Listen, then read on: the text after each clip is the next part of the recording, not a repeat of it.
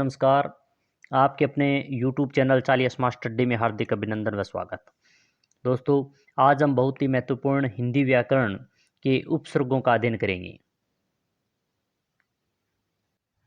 और ये उपसर्ग हैं हम नोट्स टाइप अध्ययन करेंगे जो बहुत ही महत्वपूर्ण इम्पोर्टेंट है और हर भर्ती परीक्षा में उपसर्ग से संबंधित प्रश्न आते रहते हैं। तो आज हम उपसर्ग का अध्ययन शुरू करते हैं। परिभाषा है, वे शब्दांश जो किसी शब्द के प्रारंभ में जुड़कर उसके अर्थ को परिवर्तित कर देते हैं उपसर्ग कहलाते हैं। यानी कोई भी शब्द है और उस शब्द के प्रारंभ में जो शब्द जुड़ते हैं और उसके अर्थ में जो परिवर्तन कर देते हैं वह उपसर्ग कहलाते हैं। जैसे वी प्लस आहार से विहार बना और विहार का अर्थ होता है घूमना। पर प्लस आहार बना, प्रहार और प्रहार का अर्थ होता है वार, आक्रमण करना। इसी प्रकार व्यवहार का वी उपसर्ग है अव प्लस आहार, वी प्लस अव प्लस आहार से व्यवहार बना और व्यवहार का अर्थ होता है आचरण। उपहार उप प्लस आहार, उपहार बना, उपहार का अर्थ होता है भेंट या नजराना। उपसर्ग है, हार मूल शब्द है तो उपहार बना। इसी प्रकार परि उपसर्ग और हार मूल शब्द तो परिहार बना, परिहार का अर्थ होता है त्यागना। संहार का बात करें तो सम प्लस आहार मारना, या संहार का अर्थ होता है मारना। इसी प्रकार आहार में आ उपसर्ग भोजन और प्रतिहार में प्रति उपसर्ग है, हार मूल शब्द है तो प्रतिहार, प्रतिहार का अर्थ होता है द्वारपाल। तो ये उपसर्ग की परिभाषा, उपसर्ग की विशेषताएं। ये शब्दांश होते हैं, ये जिन शब्द के साथ जुड़ते हैं उसका अर्थ परिवर्तित कर देते हैं। 3 नंबर है, ये किसी शब्द के प्रारंभ में जुड़ते हैं। 4 नंबर है, इनका कोई स्वतंत्र अर्थ नहीं होता, यानी इनका कोई स्वतंत्र अर्थ नहीं होता, ये शब्द के साथ जुड़कर ही इनके अर्थ बनता है। 5वां है, शब्दों के साथ उपसर्गों का प्रयोग करने पर संयोग और संधि का नियम लागू होता है। लागू रहे ये आवश्यक नहीं, लागू होता है, आवश्यक नहीं है लागू हो या न हो। उपसर्गों के 3 भागों में बांटा गया, उपसर्गों को 3 भागों में बांटा गया है। एक है तत्सम, जो संस्कृत भाषा के उपसर्ग हैं वो तत्सम उपसर्ग कहलाते हैं। दूसरा है तद्भव, जो हिंदी भाषा के उपसर्ग है वो तद्भव। और तीसरा है विदेशी भाषा के उपसर्ग। तो इस प्रकार उपसर्गों को 3 भागों में बांटा गया है, संस्कृत के उपसर्ग, हिंदी के उपसर्ग और विदेशी भाषा के उपसर्ग। तो सबसे पहले तत्सम या संस्कृत भाषा के उपसर्ग जो संख्या 22 होती है, इनको हम निम्न प्रकार से बांट सकते हैं। जैसे 8 ए, इन 8 ए आएंगे, जैसे ए, अति, अधि, अनु, अप, अपि, अभि, अव, आ, ये ए के 8 उपसर्ग हैं। फिर दूसरा है 4 पे के आएंगे, प्रति, प्र, प्रा और प्री। और 4 ही निर, निस, दुर, दुस। और 2 होंगे ऊ के, उद, उप। और 2 हैं से के, सु और सम। और 2 हैं नी और वी की। तो इस प्रकार ये 22 उपसर्ग होंगे। अब प्रत्येक का अध्ययन करते हैं। सबसे पहले अति, अति का अर्थ होता है अधिक, ये भी कई बार भर्ती परीक्षा में पूछा जाता है। अति का देखें तो अत्यंत, अत्यधिक, अत्यावश्यक, अतिक्रमण, अतिशीघ्र, अत्यल्प, अतिसार, अत्याचार। अति प्लस आचार, अत्यंत में अति प्लस अंत, अधिक में अति प्लस अधिक। तो इस प्रकार ये अति के उपसर्ग हैं। दूसरा है अधि, अधि का अर्थ होता है प्रधान, श्रेष्ठ या ऊपर। अधि से अध्यक्ष बना, अधिकार, अधि प्लस कार, अध्यापक में अधि प्लस आपक, अध्यादेश, अधिमास, अधिनियम, अधि प्लस नियम और अध्ययन। इस प्रकार ये अधि के उपसर्ग हैं।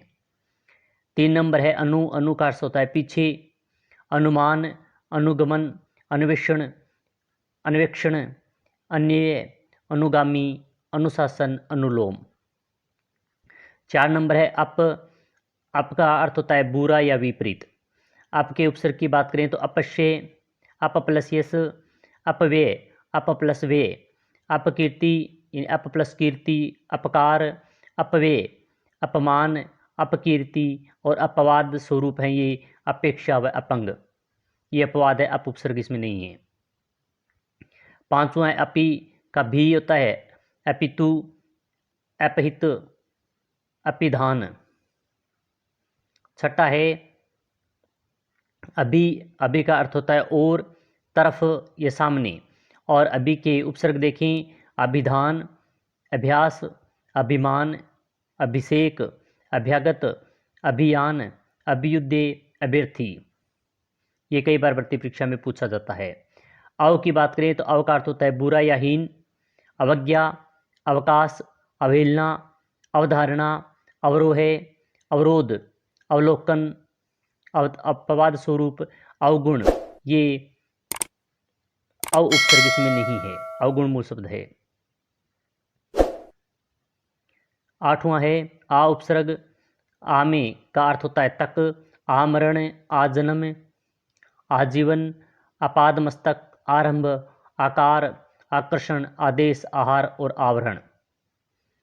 प्र का अर्थ होता है पहले, और प्र के उपसर्ग देखें तो प्रहार, प्रकार, प्रमाण, प्रयोग, प्रसार, प्रधान, प्रचार्य, प्रभाव, प्रकृति, प्रमाण और प्रवचन।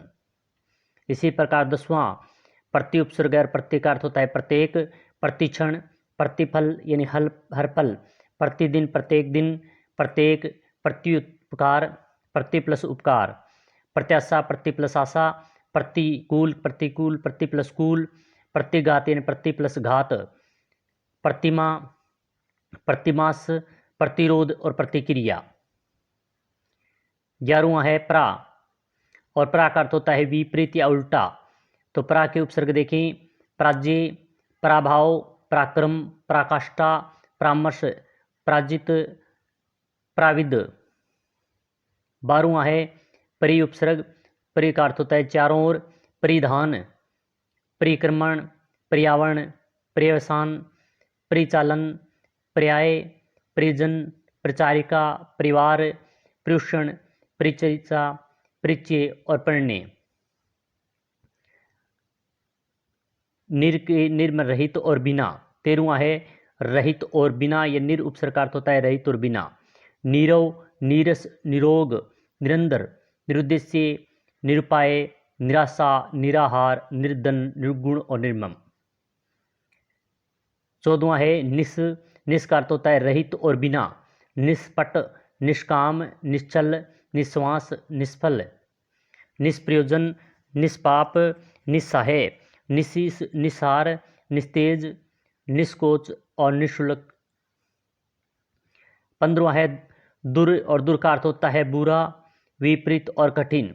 दुर उपसर्ग की बात करें तो दुर्गुण, दुर्गति, दुराग्रह, दुराशा, दुर्व्यवहार, दुर्वसन, दुर्घटना, दुर्विसंधि, जो इसका अर्थ होता है गलत तरीके से मेल खाना। और दिर की संधि विच्छेद होगी, दु है प्लस अभी प्लस सम प्लस धी, इस प्रकार ये दुर संधि की संधि विच्छेद होगी। 16वां है दुस, दुस का अर्थ होता है बुरा, विपरीत और कठिन। दुष्कर्म, दुष्पट, दुष्पाप, दुश्चाल, दुष्चक्कर, दुष्परिणाम, दुष्प्रयोजन, दुस्साहस, दुशासन, दुस्साहस और दुस्साध्य। 17वां है सु, और सु का अर्थ होता है अच्छा और सरल।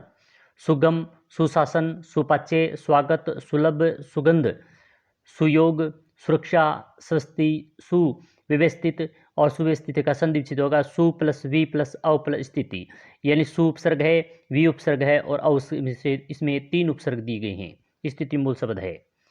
18वां है सम, सम का अर्थ होता है समान, संकलन, संगम, संगठन, संचार, संविधान, संचित, संजीवन, संहार, संस्कृत, संस्कार, संस्कृति, सन्यासी, सन्निकट और सम्मोह है। ये इन सभी में सम उपसर्ग है। सम का अर्थ होता है समान। 19वां है उद, उद का अर्थ होता है ऊपर या ऊंचा। उत्कोच, उत्खनन, उज्ज्वल, उद्वार, उद्रण, उत्संकला, उत्कृष्ट, उत्कर्ष, उद्योग। और 20वां है उप, उप का अर्थ होता है पास, सहायक व नीचे।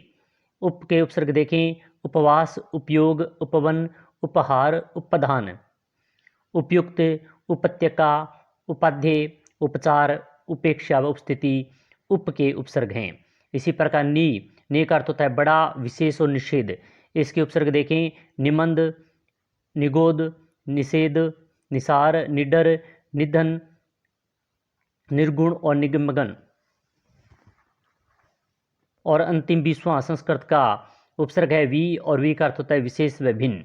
विकर्षण, विज्ञान, विधान, वियोग, विहार, विकेंद्रीकरण, विघटन, व्यवसाय, व्याकरण, व्यवहार, विनियंत्रण, वियोग, व्याम और विकट और व्याधि। तो ये महत्वपूर्ण 22 जो संस्कृत के उपसर्ग हैं जो हिंदी में प्रयोग किए जाते हैं। प्रत्येक अर्थ और कौन कौन से उपसर्ग बनते हैं इन सभी का हमने अध्ययन किया। यह क्लास बहुत ही महत्वपूर्ण है। आशा करते हैं क्लास अच्छी लगी होगी। अच्छी लगी तो लाइक करें, शेयर करें। इसी प्रकार की महत्वपूर्ण क्लास के साथ फिर मिलेंगे। जय हिंद, जय भारत।